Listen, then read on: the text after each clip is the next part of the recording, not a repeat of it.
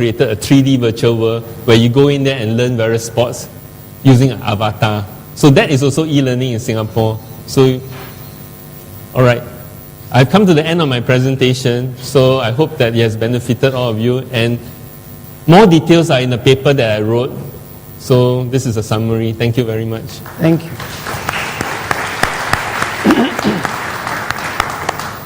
Of course, the paper is in the proceeding. You can find it on the CD provided with you during your registration.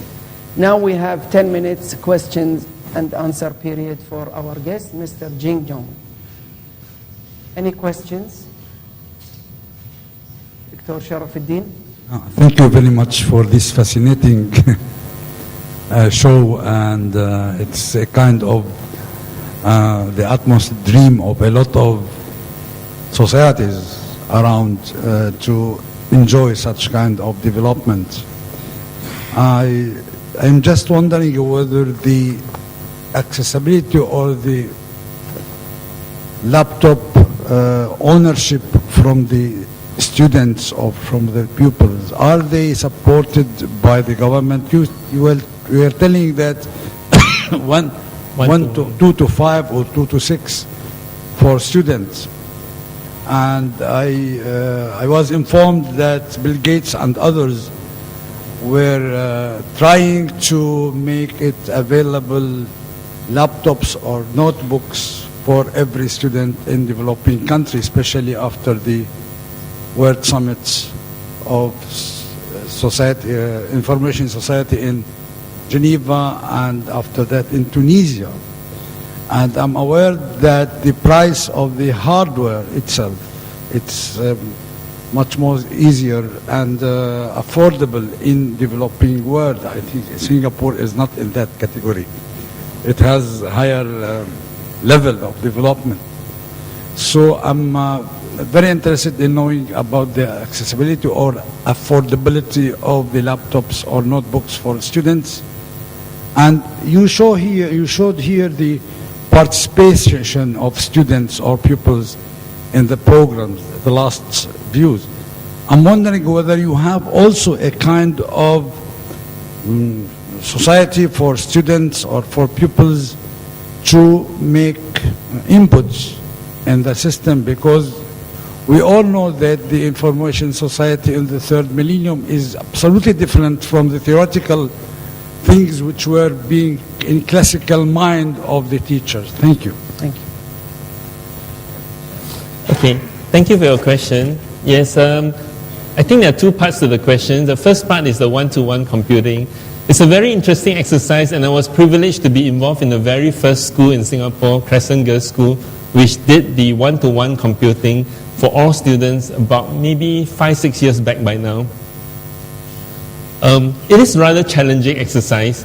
Now, one-to-one computing for the university and the polytechnic student is a given in Singapore, and it's also a necessity for university students to do one-to-one computing. But when it comes to primary and secondary schools, it gets a lot more challenging. Challenging because the students may not be matured enough to handle the computers. They are expensive devices. When we started off with that project, it was using tablet PC. They cost about $3,000 over Singapore per computer, about $2,000 over US. It's very expensive. So the students who are from the poor background, they get the government grants to buy it, to subsidize it. But otherwise, if the students can afford it, they have to buy it on their own. So some parents were also not so happy that their children have to buy a computer. But it's a gradual process to help them to understand, and the school has to demonstrate how they are using it effectively. Today, while there's a lot of talk about one-to-one computing, honestly, it's not very common in Singapore schools as well, because there are a lot of challenges with one-to-one computing. I mentioned about young children. Can you imagine the primary school students, if they're 7, 8 years old, handling the computers?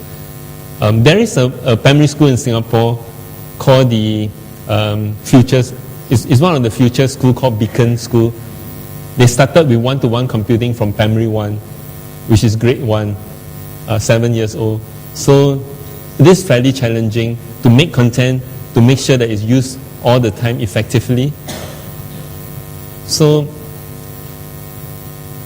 the Singapore government is still going on an experiment. There's no clear answer yet how one-to-one is to be used. And they have left it to the schools to decide who is ready, who wants to go one-to-one, what are the resources we can have. So the second questions you have, what was it? On students, I think. Participation. Students' participation. Okay. Most e-learning platforms, including the one that I created in my previous company, we provided all these avenues for blogging, for forum, and of course with all the advent of social networking, we actually integrated many of the social networking tools within the e-learning platform. And some e-learning platforms in Singapore today function on a social media kind of setting where the teacher will post something up and the students become friends with the teachers, and you are friends, you're able to see, you're able to comment. So that is one way to excite the students to write more. It is a way, but it is not the only way, because the traditional ways such as providing quizzes for the students to do, providing homework for them to do and to submit in an official manner, those are still ongoing while experimenting with social media.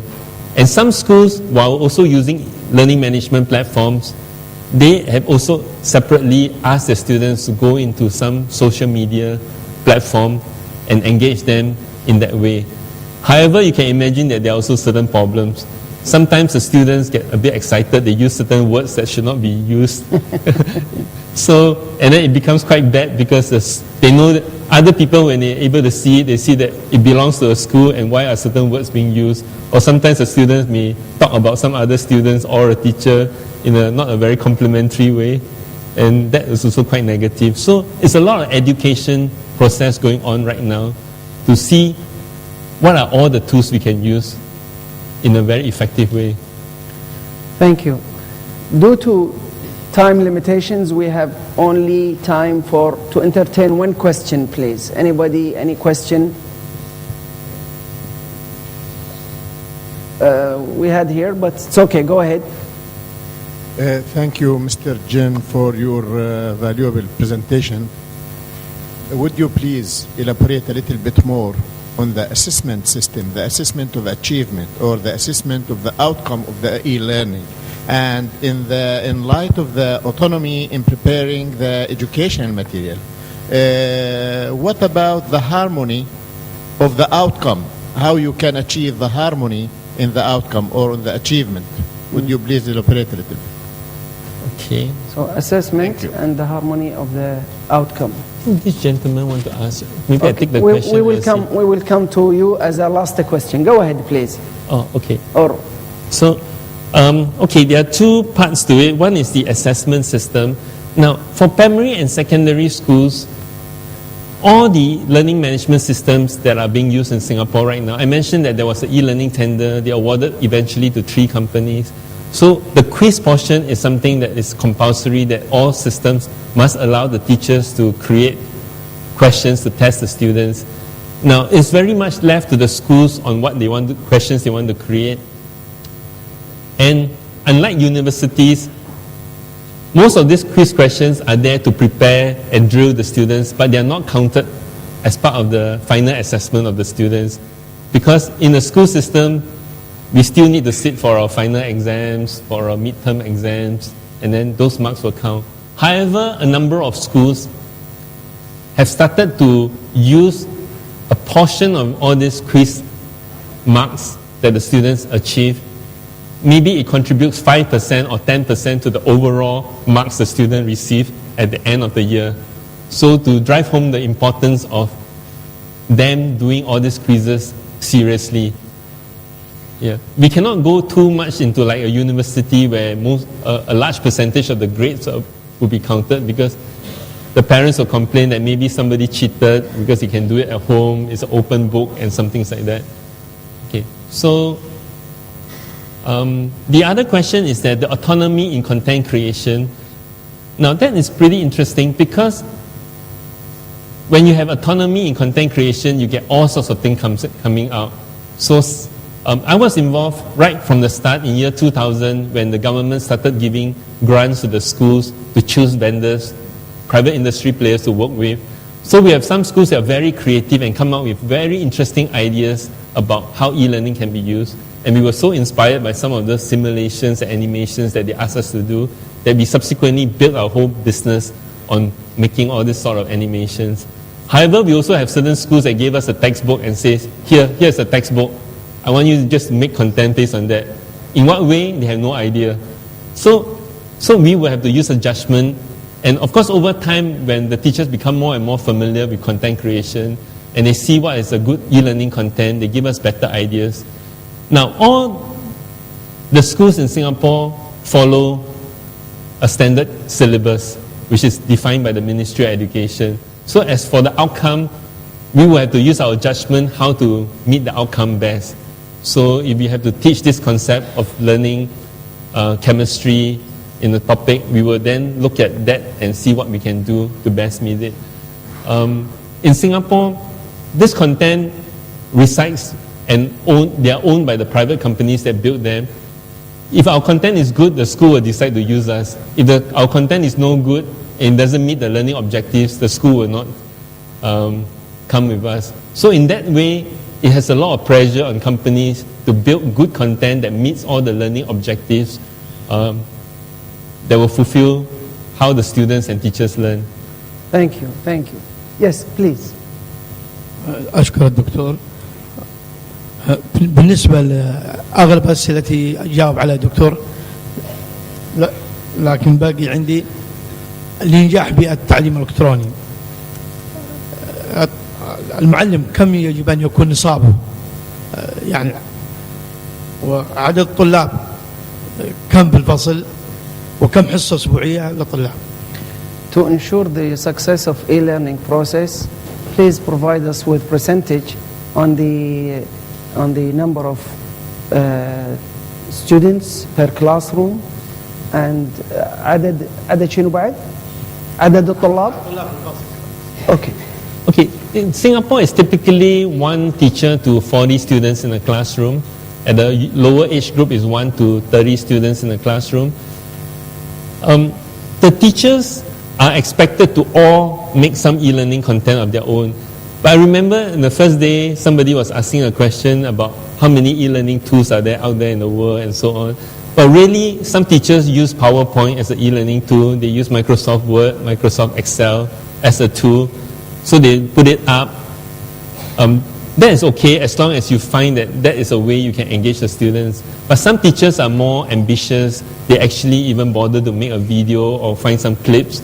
But many of the e-learning companies in Singapore, because of we have to make the school happy, we have to actually make lots of e-learning content of our own. So we do, like my own company, we do have maybe 1,000 hours of e-learning content all ready for the teachers to pick and choose.